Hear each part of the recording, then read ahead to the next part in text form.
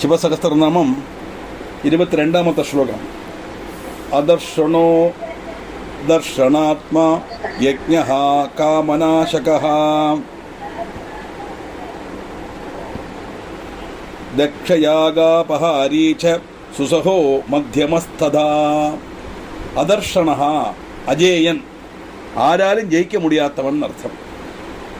ദർശനാത്മാ ഭയമുളവാക്കപ്പെട്ട സ്വരൂപത്തോട് കൂടിനവർ. ആർക്ക് ഭയം? ദുഷ്ടശക്തികൾക്ക് ഭയം. அசுரன்மாருக்கு பகவானை கண்டா பயம் இல்லையா? இப்போ ரோட்டில் நம்ம நடந்து போகிறோம், போலீஸ் அதுக்கு வந்தால் நமக்கு பயம் கிடையாது. ஆனால் திருடனாக இருந்திருந்தால் அவன் பயப்படுவான். அதே மாதிரி அசுரவൃத்திகளுக்கு பயம். அசுரவൃத்திகளை பயத்தை உண்டாக்கப்பட்டவர் பகவான். தர்ஷனாத்மா யஜ்ஞஹா, யஜ்ஞத்தை இல்லாமக்கப்பட்டவர். அவர் யஜ்ஞத்தை இல்லாமக்கப்பட்டவரா? யஜ்ஞேஸ்வரன் பகவான் அல்லவான்னா இங்கே யஜ்ஞங்கிறது தக்ஷனுடைய யஜ்ஞம். தக்ஷ யஜ்ஞத்தை இல்லாமாக்கினவர் தான். பரமேஸ்வரன் அவமானப்படுத்துறதுக்காக யாகம் பண்ணுறான் தக்ஷன். அந்த இதில் மனன் வந்த தாக்ஷாயினி ஜீவத்தை அந்தர்தானம் பண்ணிக்கிறான். அந்த கோபத்தில் அவருடைய யஜ்ஞத்தை இல்லாமாக்கினார்னு கதையில் வருது. அதனால யஜ்ஞஹா, தக்ஷனுடைய யஜ்ஞத்தை பகவானுடைய அவதாரமூர்த்தியான வீரபத்ரனாக இருந்தால் நசிப்பிச்சார். வீரபத்ரமூர்த்தியோட ரூபத்தில் போய் பகவான் அதை இல்லாமாக்கினதுனால அவருக்கு யஜ்ஞஹா காமநாசகா, மோட்சேச்சோட ஆகிரகங்களை இல்லாமக்கப்பட்டவர். நமக்குள்ள இருக்கிற அப்படின்னா ஆகிரகங்கள் எல்லாம் சாதிப்பிச்சு அதை அனுபவிப்பிச்சு அதில் ஒரு விரக்தியை வருத்தி அதை இல்லாமாக்கி நமக்கு மோட்சத்தை கொடுக்கிறவர்னு அர்த்தம். இன்னொரு அர்த்தம் காமதேவனை இல்லாமாக்கினவர். தக்ஷயாகாபஹாரி, தக்ஷயாகத்தை நசிப்பிச்சவர், தக்ஷனுடைய யாகத்தை நசிப்பிச்சவர் பரியாய பதம். சுசகா, எல்லாம் சகிக்கப்பட்டவர் பரமேஸ்வரன், கோபமே வராதவர், எல்லாம் சகிக்கப்பட்டவர். மத்தியமஹா, மத்தியமனாக இருக்கப்பட்டவர். சிருஷ்டிக்கும் பிரளயத்துக்கும் இடையில எல்லாராலும் அறியப்படப்பட்டவர் பகவான் அர்த்தம். அந்த சிருஷ்டி தொடங்கி பிரளயம் வரைக்கும் உள்ள சமயத்தில் நம்ம ஈஸ்வரனை விசாரிச்சுட்டு தானே இருக்கோம் இல்லையா? அந்த ஈஸ்வரனை இங்கே பிரம்மமா அந்த பிரம்மன் தான் இந்த ஈஸ்வரன், அந்த அதை சிவன் சொல்லி சங்கல்பிக்கிறதுனால இங்கே அவருக்கு மத்தியமஹான்னு பேர். 23வது ஸ்லோகம். தேஜோபஹாரி பலஹா முதிதோர்த்தோ ஜிதோபரஹ கம்பீரகோஷோ கம்பீரோ கம்பீர பலவாகனஹ. தேஜோபஹாரி, மற்றுள்ளவரோட தேஜஸை இல்லாமக்கப்பட்டவர். மற்றுள்ள தேஜஸை இல்லாமக்கப்பட்டவர்னா அர்த்தம் என்னது? வரபலத்தினால அது பலசாலிகளா இருக்கப்பட்ட அசுரன்மாருடைய பலத்தை இல்லாமக்கப்பட்டவர் அர்த்தம். பலஹா, சத்ருக்களோட பலத்தால் சைன்யத்தை ஹனிக்கப்பட்டவர். அர்த்தஹா, சுகஸ்வரூபனானத்தினால எல்லாவராலும் அர்த்திக்கப்படப்பட்டவர். சம்பட் ஸ்வரூபன் அர்த்தம். அர்த்திக்கிறன்னு ஆகிரகிக்கிறன்னு அர்த்தம் உண்டு. நமக்கு எல்லா சௌபாகியத்தையும் கொடுக்கப்பட்டவர்னு அர்த்தம் உண்டு. அஜிதஹா, நேரத்தை சொன்ன மாதிரி தான், ஆராலும் ஜெயிக்கப்படாதவன். பகவானை ஜெயிக்க ஆரால முடியும் அப்படின்னா எல்லாத்துக்கும் அதீதமாக இருக்கிறது ஈஸ்வர ஸ்வரூபம்ங்கிறதான் அந்த பதம் நமக்கு எடுத்துக்கணும். அவரஹா, ஏற்றவும் சிரேஷ்டன், அதுக்கு மேலே ஒன்றும் கிடையாது. கம்பீர கோஷா, கம்பீரமான சப்தத்தோடு கூடினவர். நான் பகவானுடைய சப்தத்துக்கு மேலே சப்தம் உயர்த்த ஆராலே முடியாது தாத்பரியம். கம்பீர கோஷா, கம்பீரஹா, ஞானம், ஐஸ்வர்யம், பலம், வீரியம், இதனால கம்பீரமானவர். கம்பீர பலவாகனஹா, பலவானான ரிஷபத்தை வாகனமாக கொண்டவர் பகவான். ரிஷபம்னா காளைன்னு அர்த்தம் உண்டு, ரிஷபம்னா தர்மம்னு அர்த்தம் உண்டு. இந்த காளைய வாகனமாக கொண்டவர் பரமேஸ்வரன் அர்த்தத்தில் தான் கம்பீர பல வாகனஹா. ஏன்னா அவர் கம்பீரன் இல்லையா? அப்போ அவருடைய வாகனமும் கம்பீரமாக இருக்கணுமே. ஞக்ரோதூபோ ஞக்ரோதோ விருக்ஷபர்ணஸ்திதிர் விபுஹு சுதீக்ஷ்ணதசன இச்சைவ மகாகாயோ மகானனஹா. ஞக்ரோத ரூபஹா, பேரால் விருட்சத்தினுடைய ரூபத்தில் உள்ளவர். அது கீழ்போட்டு முளைக்கப்பட்டதும் எல்லாத்துக்கும் முகளில் வர்த்திக்கப்பட்டதும் செய்யப்பட்டவன் அர்த்தம். நெக்ரோதம் பேரால், அரையால் அல்ல, பேரால். யக்ரோதஹா, எல்லா பூதங்களையும் நிரசிக்கும் தன்னுடைய மாய வரிக்கையோ நிரோதிக்கையோ செய்யப்பட்டவன். பஞ்சபூதங்களுக்கு அதீதமாக இருக்கக்கூடிய ஈஸ்வர ஸ்வரூபம். அந்த 25ஆம் தத்துவத்துக்கு தாழே இருக்கப்பட்ட ஆளுகளுக்கு இந்த மாயையில் ஆழ்த்தி பிரம்மந்தான் சத்தியங்கிற உணர்வு வந்தவனுக்கு இந்த மாயை இல்லாமாக்கி அனுகிரகம் பண்ணக்கூடியவர். விரக்ஷபர்ணகா, விரக்ஷத்தினுடைய இலையில ஸ்திதி செய்யப்பட்டவர் அர்த்தம். திரிமூர்த்திகளுக்கு ஸ்ரீருத்ரத்தில் விரக்ஷரூபம் கல்பிச்சுட்டு இருக்கு. லோகங்களெல்லாம் சம்ஹரித்து பேராளில் சகிக்கப்பட்ட பாலரூபம் சிவனுக்கும் பாதகமாயிட்டு வரும். அதில் நம்ம கிருஷ்ணன் பகவான் குருவாயூரப்பனால நம்ம நாராயணத்தில் சொல்கிறோம். சம்பவம் எல்லாம் ஒன்று தான், ஒரு சக்தி தான் உண்டு, அது ஆளின் ரூபத்தில் வந்ததாயிட்டு இங்கே சங்கல்பம், அவ்வளோதான். விபுகு, எல்லா இடத்திலையும் வர்த்திக்கப்பட்டவர், எங்கும் நிறைந்திருக்கக்கூடியது ஈஸ்வர சுரூபம். அது நமக்கு தெரியுமே, குடத்தில் மண், குண்டலத்தில் சொர்ணம், முண்டல நூல், ஞாபகம் வச்சுக்கலாம். சுதீஷ்ணா, அத்தியதிகம் மூர்ச்சையுள்ள பல்லுகளோடு கூடினவர். இந்த அத்தியதிக மூர்ச்சையுள்ள பல்லுகளோடு கூடினவர் சொன்னால் அந்த தம்ஷ்டத்தோடு கூடினவர் காலஸ்வரூபனான பகவானுடைய ரூபத்தையாக இங்கே வர்ணிக்கிறார். மகாபிரளய காலத்தில் அம்பட்டன் தனக்குள்ள உதரத்தில் சுற்றிக்கிறார் இல்லையா, அந்த பிரளய காலத்தில் உள்ள ரூபம் தம்ஷ்டங்கள் எல்லாம் உள்ள ரூபம். மகாகாயகா, பெரிய சரீரத்தோடு கூடினவர். அந்த பிரபஞ்சம் முழுவதும் பகவான் நிறைஞ்சிருக்கார் இல்லையா, அந்த பிரபஞ்சமே பகவானுடைய சரீரம் தான் அர்த்தம். மகானனகா, மகத்தான முகத்தோடு கூடினவர். சரீரம் மகத்தானதுனால முகமும் மகத்தானது அப்படின்னு சொன்னால் நம்முடைய இமேஜினேஷனில் ஒதுங்காத்ததுன்னு அர்த்தம். வாக்குக்கோ மனசுக்கோ உட்பட்டதல்ல ஈஸ்வர ஸ்வரூபங்கிறது தான் இந்த ரெண்டு பதங்களும் சொல்கிறது. 25ஆம் ஸ்லோகம். விக்ஷசேனோ ஹரிர்யஜ்ஞ சம்யுகா பீடவாகனஹ தீக்ஷ்ணதாபஸ்சகர்யஸ்வ சகாய கர்மகாலவிதே. விஸ்வக்சேனஹா, யாதொரால் யுத்தத்துக்கு புறப்படும்போ தன்னுடைய சத்ரு சைன்யம் எல்லா இடத்துலையும் ஓடுறதோ அவர், அதான் விஸ்வக்சேனர். இவர் யுத்தத்துக்கு வரார் தெரிஞ்சாலே சத்ரு சைன்யங்களாம் பயந்து ஓடிடுமாம் அப்படின்னு சொன்னால், யாதொருவன் நமசிவாயாங்கிற மந்திரத்தை ஜபிக்கிறானோ, சிவனை மனசில் தியானம் பண்ணுறானோ, அவனுடைய மனசுலேருந்து காமக்குலதாதிகள்லாம் பம்ப கிடக்கும். ஹரிஹி, ஹரிக்கப்பட்டவன். எதை ஹரிக்கிறார்? அவித்யா காரணமான காரணத்தோடு கூட சம்சாரத்தை ஹரிக்கப்பட்டவர். அவித்தியன்னா என்னது? வித்தியை அல்லாததெல்லாம் அவித்தியை. அப்போ வித்தியை என்ன என்னது? பிரம்மன் தான் சத்தியங்கிற உணர்வு வித்தியை. அதை தவிர இந்த ஜெகத் மித்தியானதுங்கிற சத்தியம் நம்புகிறோமே, அது அவித்தியை. அப்படிப்பட்ட அந்த அவித்யா காரணமான காரணத்தோடு கூட சம்சாரத்தை ஹரிக்கப்பட்டவர். இந்த பிரபஞ்சத்தில் இருக்கப்பட்ட வஸ்துக்களில் எல்லாம் மாயக்குள்ளதாக்கும், இதெல்லாம் சாஸ்வதமாக்குங்கிற நினைப்பு நமக்கு மாயக்குள்ள ஆனதுனால நமக்கு சாஸ்வதமாக்குங்கிறது நமக்கு தெரியறது. ஆனால் இது சாஸ்வதம் அல்ல, இதுதான் சத்தியம் நம்ம நினைச்சுட்டு இருக்கோம் இல்லையா. அந்த நினைப்பிலேருந்து நம்மளை இல்லாமக்கக்கூடியவர் அர்த்தம். அதனால அதான் சம்சாரத்தை ஹரிக்கப்பட்டிருக்கும். அவித்யா காரணமான காரணத்தோடு கூடின சம்சாரத்தை இல்லாமக்கக்கூடியவர் அர்த்தம்.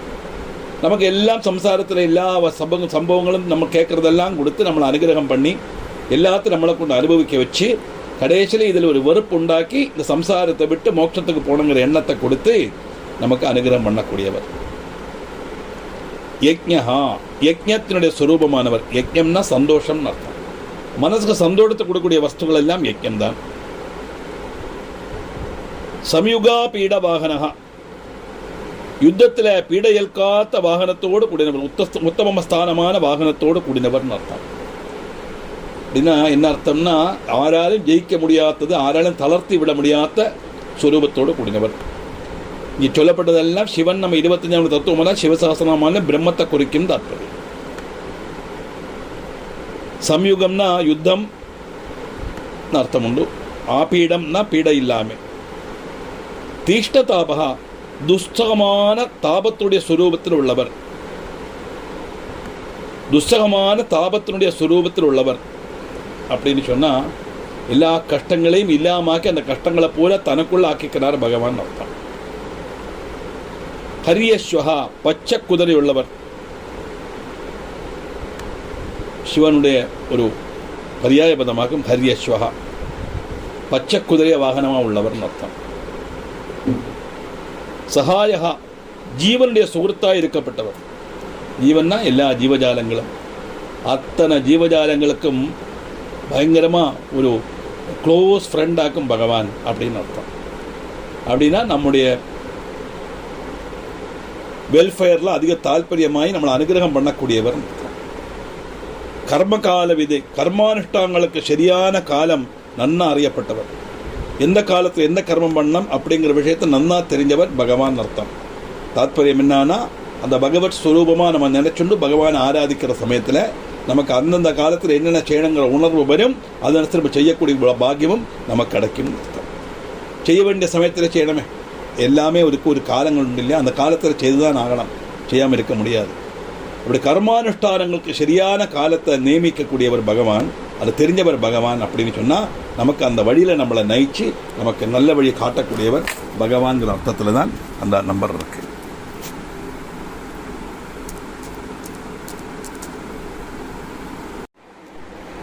இருபத்தி ஆறாமത്തെ ஸ்லோகம் சிவசஹஸ்ரநாமம். விஷ்ணு பிரசாதிதோ யஜ்ஞ சமுத்ரோ படவாமுக உதாசன சகாயச்ச பிரசாந்தாத்மா உதாசனஹ. விஷ்ணு பிரசாதிதா, விஷ்ணுவினால பிரசாதிக்கப்பட்டவன் அப்படின்னு அர்த்தம். அதானது நிறைய கதைகள் மாறி மாறி வரும். தன்னுடைய திரிசூலத்திலேருந்து ஒரு சக்கரத்தை சிருஷ்டிச்சு சுதர்சன சக்கரத்தை கொடுத்தார் அப்படின்னு ஒரு கதை இருக்கு. அதானது சிவபக்தாளுடைய லிஸ்ட் எழுதினோம்னா முதல் பேர் மகாவிஷ்ணு, விஷ்ணு பக்தாளுடைய லிஸ்ட் பேர் எழுதினோம்னா முதல் பேர் பரமேஸ்வரன். இப்படி தான் நம்ம புராணம் சொல்கிறது. அப்படிப்பட்ட மகாவிஷ்ணு டெய்லி பகவானை பூஜை பண்ணிகிட்டே இருக்காராம். ஓரோ தாமரைப்பூ வச்சு ஓரோ நாமாவை சொல்லி 1000 நாமா சொல்லி 1000 தாமரைப்பூ வச்சு பூஜை பண்ணிட்டு இருக்கார். இவருடைய பக்தி எப்படின்னு பார்க்கறதுக்காக பரமேஸ்வரன் என்ன பண்ணுவார்னா தன்னுடைய விசிஷ்ட சக்தியினால ஒரு தாமரைப்பூவை மறைச்சு வச்சு விட்றார். அப்போ 999 தாமரைப்பூ தான் இருக்குது, 999 அம்பட அர்ச்சனை பண்ணியாச்சு. இந்த 1000 நாமா சொல்லி பார்க்குறார், தாமரைப்பூ இல்லை, எப்படி அர்ச்சனை பண்ணுறது? உடனே யோசிக்கிறாராம், எல்லாரும் என்ன தாமரை கண்ணன் தானே சொல்கிறா, என் கண் தாமரைக்கு துல்லியம் தானேன்னு தன் கண்ணை பறித்து அர்ப்பிக்கிறதுக்கு தயாராகிறாராம் மகாவிஷ்ணு. அப்படி கண்ணை பறிக்கிறதுக்கு தயாரானவொன்னா பகவான் இருக்காரு, அந்த ஒளிச்சு வச்ச தாமரை கையில் கொடுத்து நான் உன்னுடைய பக்தியில் ரொம்ப சந்துஷ்டனானேன்னு சொல்லிட்டு தன்னுடைய திரிசூலத்திலேருந்து ஒரு சக்கரத்தை சிருஷ்டிச்சு கொடுத்தாருன்னு சிவபுராணத்தோட கதை இருக்கு. ஆனால் இங்கே என்ன சொல்கிறார் அப்படின்னா, தன்னுடைய காலோட பெருவிரல்னால ஜலத்தில் ஒரு ரேகை உண்டாக்கினாலாம். அந்த ரேகையிலேருந்து சுதர்சக்கரம் வந்து தான் அதை விஷ்ணுவுக்கு நல்கி சுயம் சுவீகரிக்கும், சூலத்தை சுயம் சுவீகரிக்கவும் செய்தார் அப்படின்னு ஒரு கதை. அதனால விஷ்ணுவினால பிரசாதிக்கப்பட்டவர் அப்படின்னு தாற்பயம். சம்பவம் 2 ஒன்று தான். அங்கே அர்ச்சனையில் பிரசாதிச்சு ஒரு சூலத்திலேருந்து கொடுத்தார். இது கட்டுவர்களால் ஜலத்தில் ஒரு வரை உண்டாக்கி அந்த வரையிலேருந்து சுதர்சன சக்கரம் உண்டாக்கி பகவான் கொடுத்தார்னு வருது. தான் வித்தியாசம். அப்போ விஷ்ணு வேற சிவன் வேற கிடையாது. விஷ்ணுவோட பக்தியில் பிரசாதிக்கப்பட்டவர், விஷ்ணுவினால பிரசாதிக்கப்பட்டவர். யஜ்ஞா நேரத்தை பார்த்தோம், யஜ்ஞஸ்வரூபனான விஷ்ணுவே. யஜ்ஞஸ்வரூபன்னா மகாவிஷ்ணு தான். சந்தோஷத்தினுடைய உறவிடம் பிரம்மம்னு அர்த்தம். சமுத்திரஹா, சமுத்திரமானவர். ஞான முத்திரையோடு கூடினவர்னு அர்த்தம் உண்டு. படவாமுகா, படவாக்னியானவர். படவாக்னினா இந்த மகாபிரளய காலத்தில் அம்பட்டு கத்தி இல்லாமல் ஆயிடும். அந்த பிரபஞ்சம் முழுவன் இல்லாமல் எல்லாம் நசிச்சிடும். அப்படி அம்பட நசிப்பிக்கப்பட்ட அக்னியாக இருக்கக்கூடியது படவாக்னி. அந்த படவாக்னி ஸ்வரூபமாக இருக்கிறது பகவான். உதாசன சகாயகா, அக்னியை சகாயிக்கப்பட்ட வாயுனுடைய ரூபத்தில் உள்ளவன்.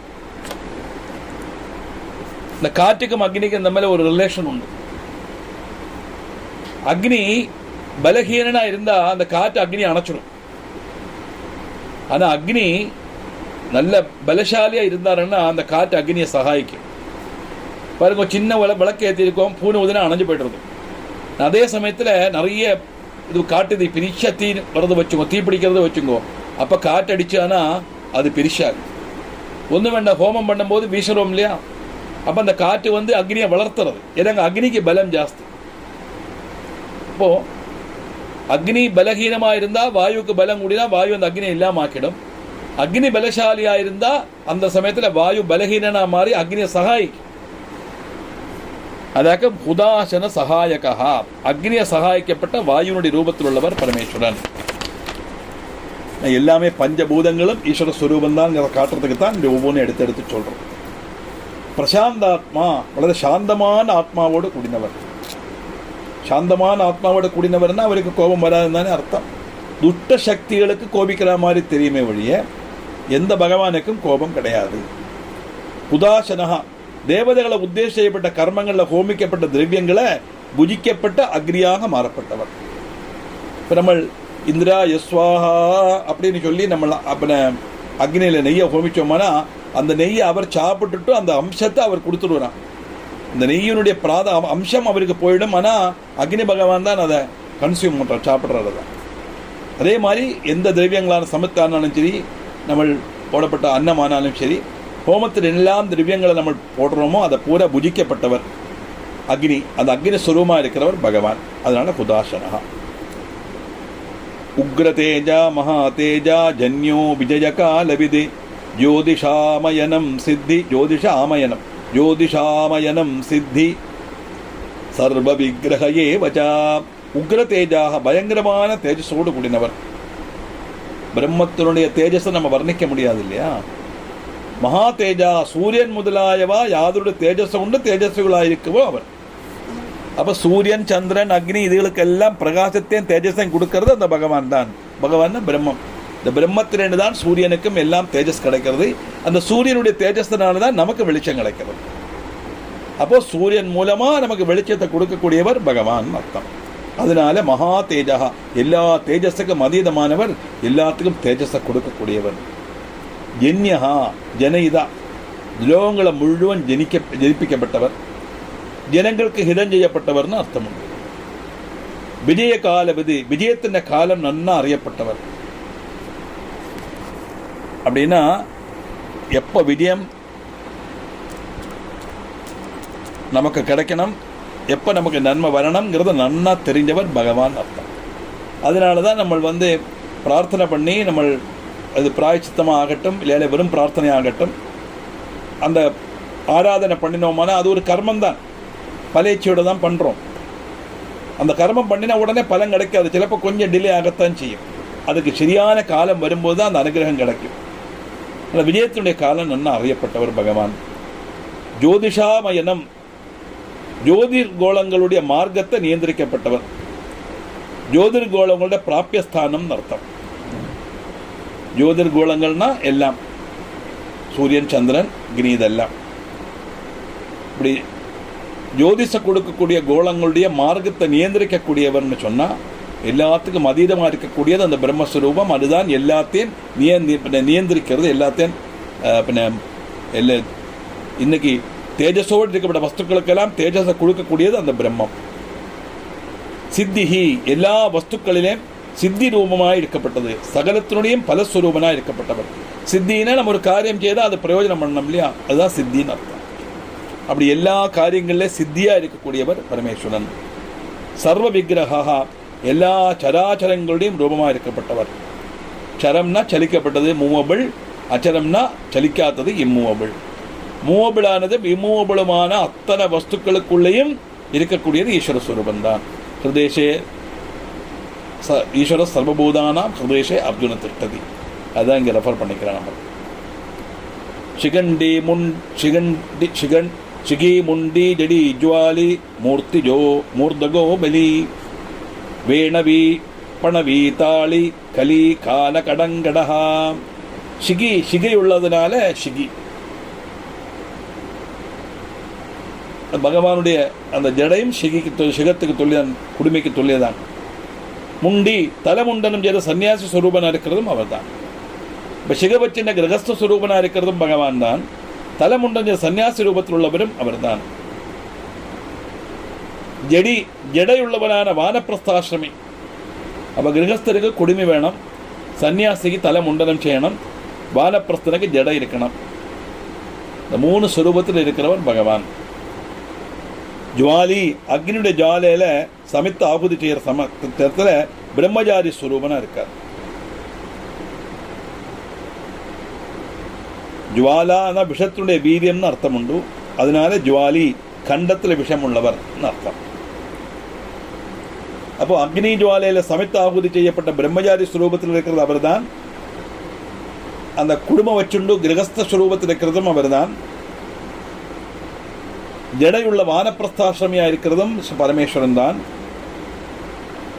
தலைமுண்டன் சன்னியாச ரூபத்தில் இருக்கிறதும் பகவான் தான். அப்படின்னு சொன்னால் ஒரே ஆள் தானே 4 ஸ்டேஜில் வர்றது இல்லையா, ஒரே ஜீவன் தானே. அப்போ எந்த ஸ்டேஜ் மாறினாலும் அந்த ஜீவனுக்குள்ள ஜீவஸ்வரூபமாக இருக்கிறது பகவான் அர்த்தம். அதைத்தான் எப்படி சொல்கிறார். மூர்த்திஜகா, மூர்த்தி தரிசனம் நல்கப்பட்டவர், சரீரத்தோடு கூடியவனாக தரிசனம் நல்கப்பட்டவர். சரிக்கும் பகவானுக்கு சரீரம் கிடையாது. அதுதானே நாராயணத்தில் முதல்ல சொல்கிறோம் இல்லையா, சாந்திரானந்தா பபோதாத்மகம் அனுபமிதம்னு சொல்கிறோமே. வேதங்களும் உபநிடத்துகளுமா அன்வேஷிக்கிறதாம் இந்த ரூபம் எப்படி இருக்குன்னு சொல்லிட்டு அதுகளால் கூட மனசிலாக்க முடியலை. முனிமாரும் ரிஷீஸ்வரமெல்லாம் தபஸ் பண்ணுறா பகவானை பார்க்கறதுக்கு, அவருக்கும் பார்க்க முடியலை. அப்படி ஆராலும் பார்க்க முடியாத அவ்வியக்தமான அந்த ரூபம் வியக்தமாக ஒரு குழந்தை ரூபத்தில் குருவாயூரில் வந்து குடிகொண்டு நமக்கு அனுகிரகம் பண்ணுறதே அது நாம செய்த பாக்கியம், அந்த பாக்கியம் ஜனானாம் அப்படிங்கிறார். அதனால இங்கே மூர்த்திங்கிற பதத்துக்கு விக்கிரகம்னு அர்த்தம் உண்டு. விக்கிரக ஸ்வரூபத்தோடு நம்ம காட்சி அளிக்கக்கூடியவர் பகவான். அதனால மூர்த்திஜகா.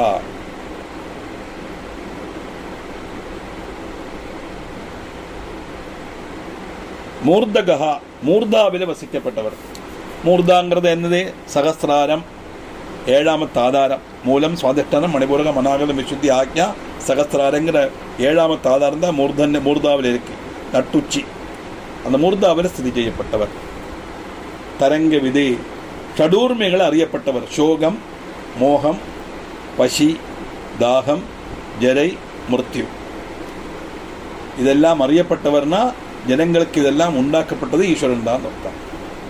துக்கமும் அவர் தான் தரார், மோகமும் அவருடையதுதான்.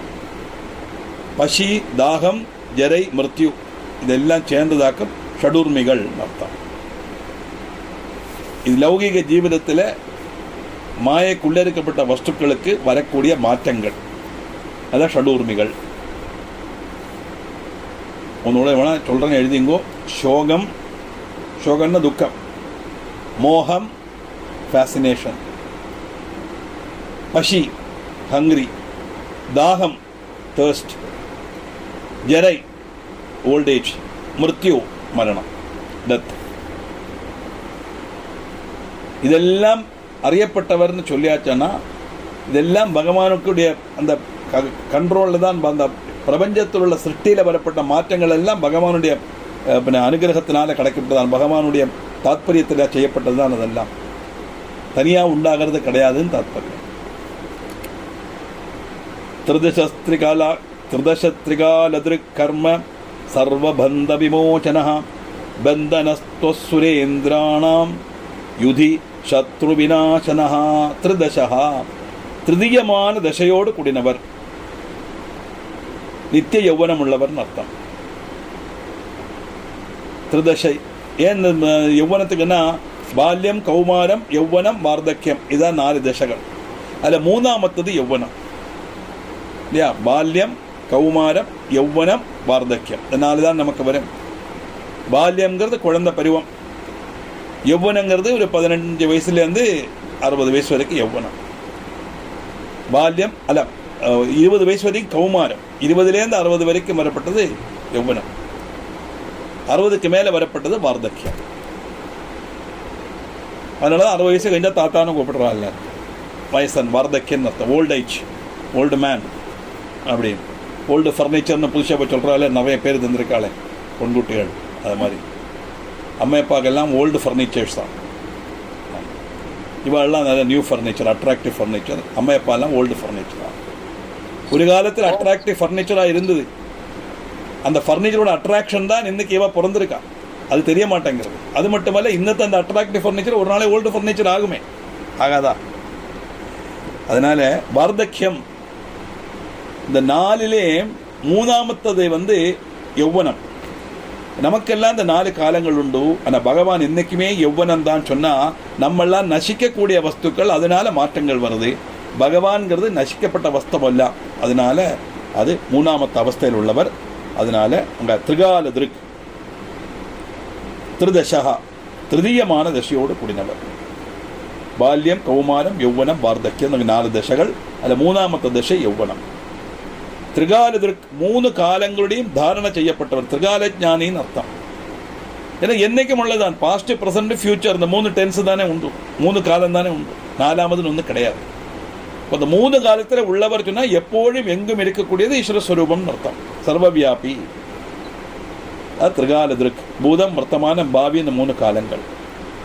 കർമ്മ സർവബന്ധ വിമോചന, കർമ്മങ്ങളിലെ നിന്നുള്ള എല്ലാ ബന്ധങ്ങളിലിരുന്നും നമ്മളെ മോചിപ്പിക്കപ്പെട്ടവർ. കർമ്മബന്ധത്തിൽ നിന്ന് എപ്പോഴും നമുക്ക് മോചനം കിടക്കും? കർമ്മം ചെയ്താൽ പലൻ അനുഭവിച്ചുത്താനേ ആകണം ഇല്ല. കർമ്മം 2 രീതിയിൽ ചെയ്യലാം. കാമ്യകർമ്മം, നിഷ്കാമ്യ കർമ്മം. லௌகீகத்தில் இருக்கப்பட்ட நமக்கெல்லாம் காமிய கர்மம் தான் நமக்கு செய்ய முடியும். ஏன்னா நமக்கு அது செய்து தான் ஆகணும், வேறு வழி கிடையாது. நம்முடைய டிமாண்டை யார்கிட்ட போய் சொல்ல முடியும்? Who is there to help us, to protect us? Only God. ஏன் அதனால் நம்ம அவள்கிட்ட தான் கேட்போம், தப்பு கிடையாது. ஆனால் தேர் இஸ் எ லிமிட். எல்லாத்துக்கும் ஒரு பிரேக் இவன் பாயிண்ட் உண்டு.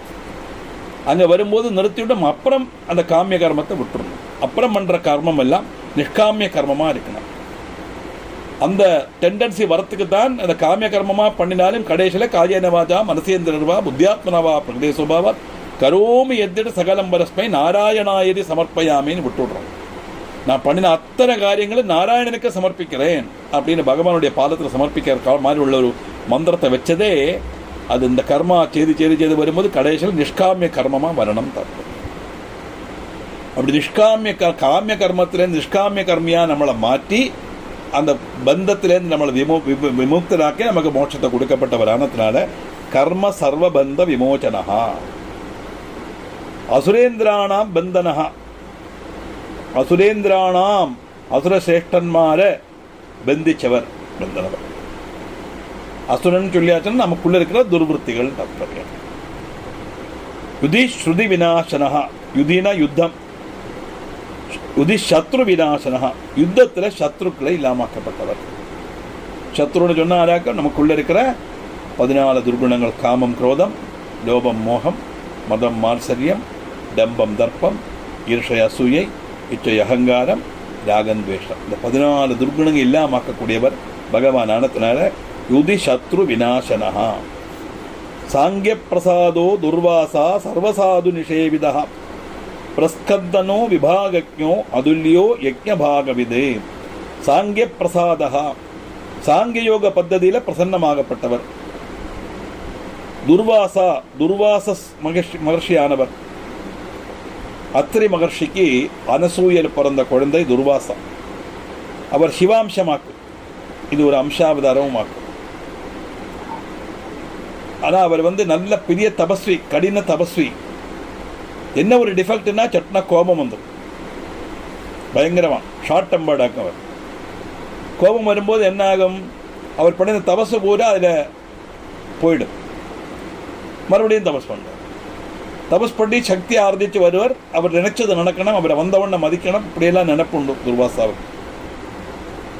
கடைசியில் சாபம் கொடுப்பார். சபிக்கும் போது, கோபப்படும் போது அந்த தபோபலம் இல்லாமல் ஆயிடும். அதனால நம்மளை யாரையுமே மனசு கொண்டு சபிக்கப்படாது. நாம் பண்ணப்பட்ட நல்ல புண்ணிய கர்மங்கள், நல்ல காரியங்கள்லாம் பண்ணி நம்மளொரு தபஸ் ஆர்ஜிச்சு நம்ம ஒரு எனர்ஜியை ஸ்டோர் பண்ணி வச்சுருக்கோம். அதுதான் நம்முடைய டெபாசிட். நம்ம பாட்டு டக்குன்னு ஒரு வாக்கில் ஆரையா சபிச்சுட்டோமானா நம்ம அதுவரை பண்ணின தபஸ் பூரா நம்மளை விட்டு போயிடும். ஏன்னா தபஸ் உள்ளவன் சபிச்சா பலிக்கும். அதனால் இப்போ பலிக்கும் போது அந்த தபஸனுடைய வீரியத்தினாலேயாக்க பலம் உண்டாது, அந்த வீரியம் குறைஞ்சு போயிடும். அதனால ஆரையுமே நம்ம சபிக்கப்படாதுன்னு தப்பு. அது மட்டுமல்ல, நம்ம ஒரு ஆளை சபிக்கிறதுங்கிறது தப்பான காரியமாச்சே. ஏன்னா அந்த ஆளுக்குள்ள இருக்கிற சைதன்யமும் நான் தானே, பிரம்மம் ஒன்று தானே உண்டு இல்லையா? இப்போ மனுஷனை நிந்திக்கிறது பகவானை நிந்திக்கிறதுக்கு சமம்.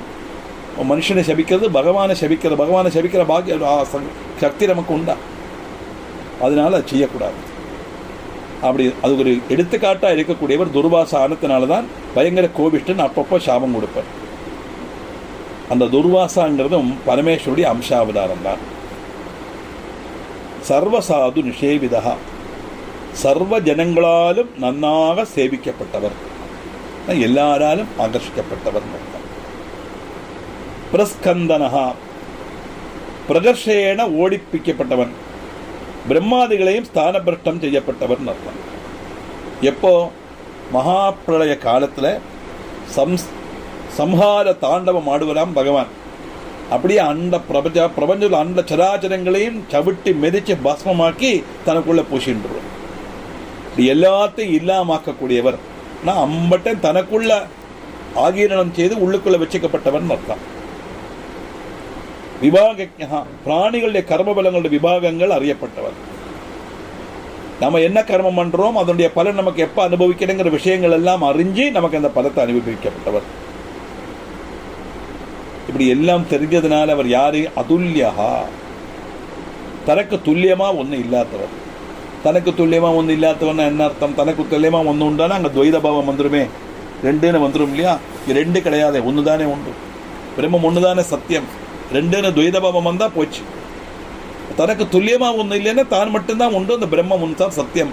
இங்க அந்த பதம் பிரம்மத்தை குறிக்கும் அர்த்தம்.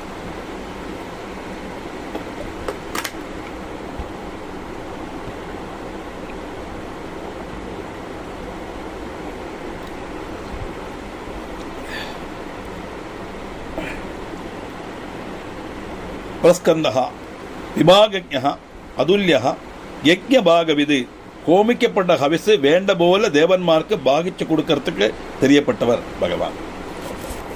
ஏன்னா அக்னி ஸ்வரூபம் நேரத்தை சொன்னோம் இல்லையா?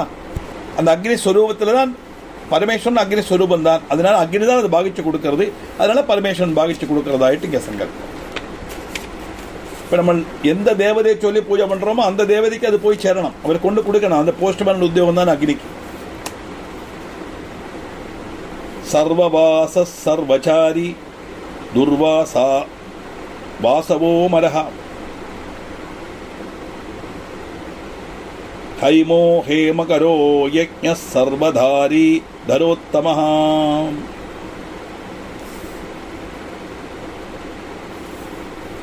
சர்வவாசக, எல்லா ஸ்தலத்திலையும் வசிக்கப்பட்டவர். திருப்பி சொல்ல வேண்டாம். குண்டலத்தில் சொர்ணம், குடத்தில் மண்ணு, முண்டல நூல், அது ஓர்மிச்சுன்னா போதும். சர்வச்சாரி, எல்லா ஸ்தலத்திலும் சஞ்சரிக்கப்பட்டவர். பகவானுக்கு இதெல்லாம் கிடையாது. ஐடி கார்டு, விசா எல்லாம் கிடையாது. எங்கே வேணால் போகலாம். எனிவேர் ஓமினி பிரசன், எங்கும் நிறைஞ்சிருக்கப்பட்டவர் தான். அவருக்கு எங்கே ஒரு இடத்துல ஒரு இடத்துக்கு போகிறதுக்கு உள்ள இது இல்லையே. இப்போ எங்கும் சஞ்சரிக்கப்பட்டவர்னா எங்கும் நிறைஞ்சிருக்கக்கூடியவர் அர்த்தம். துர்வாஷா, தூஷிதமான வஸ்திரம் தரிக்கப்பட்டவர்.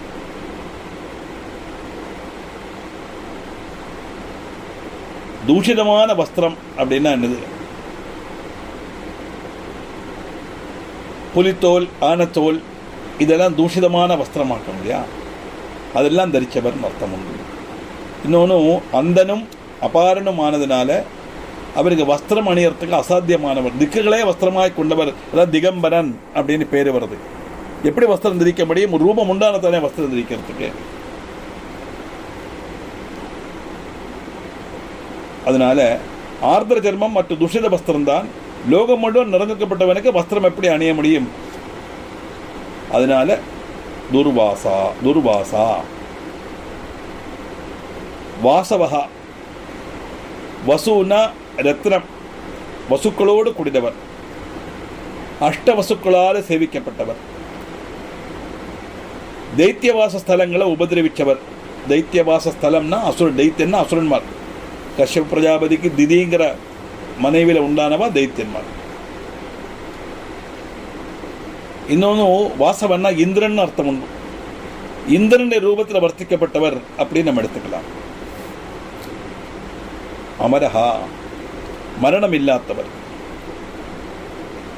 ஏன்னா மரணம்ங்கிறது 25க்கு தாழ் இருக்கப்பட்ட மாயைக்குள்ள வஸ்துக்கு தானே, இது அதுக்கு அதீதமாக இருக்கிற வஸ்து இல்லவா? அதனால அதுக்கு மரணம் இல்லாதவர்.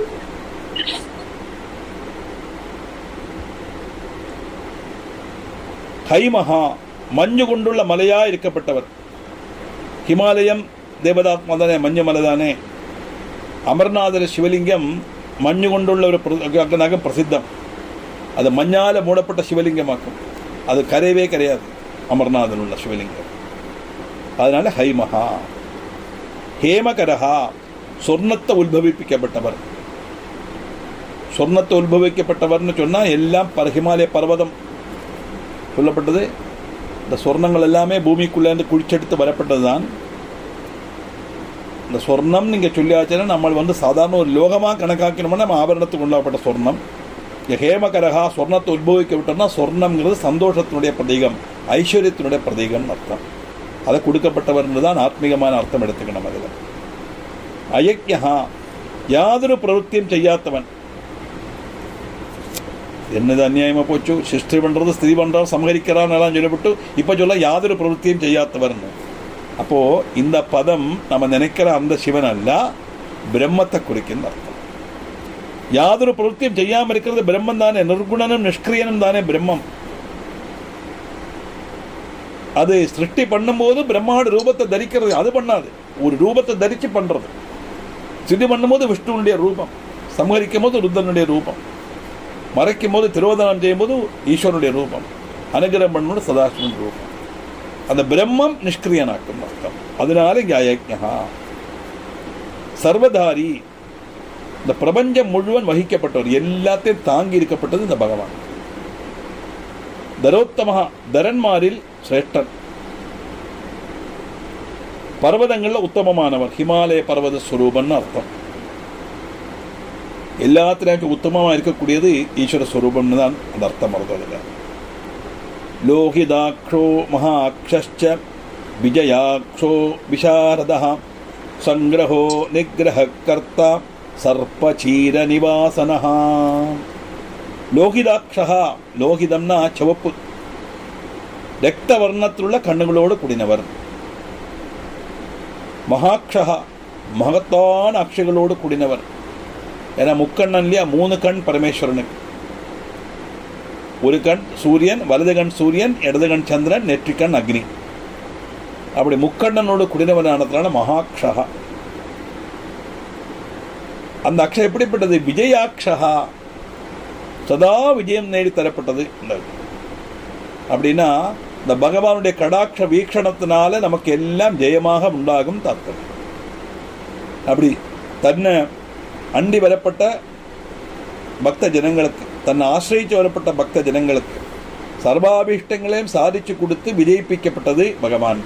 நம்ம எந்த காரியம் செய்தாலும் அதை விஜயிக்கணும் தானே சொல்லுவோம் இல்லையா, சக்ஸஸ் ஆகணும் தானே நம்முடைய தாற்பயம். ஒரு பிஸ்னஸ் ஆகட்டும், பாடமாகட்டும், எதுவாக இருந்தாலும் சரி.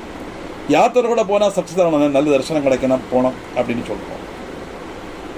ஒரு டூர் போனால் கூட அப்படி தானே, அழகாக போனோம், எல்லாத்தையும் அனுபவிக்கணும், திரும்பி வரவும் வேணும், அப்போ தான் சக்ஸஸ் ஆகும். இப்படி எல்லாத்துக்கும் நம்ம கொடுக்கப்பட்டவர்னு அர்த்தம். அக்ஷம்னா தேருன்னு அர்த்தம் உண்டு. விஷாரதா, விஷாரதன்னா பண்டிதன், பண்டிதனா எல்லாம் அறிஞ்சவன், சர்வஜன். பகவானுக்கு தெரியாதது என்ன உண்டு? எல்லாம் அவருக்கு, எல்லாத்துக்கும் உறவிடம் அவர் தானே. அம்பட சுட்டுச்சு தவறாகும்போது அவருக்கு தெரியாததுன்னு ஒன்றும் கிடையாது.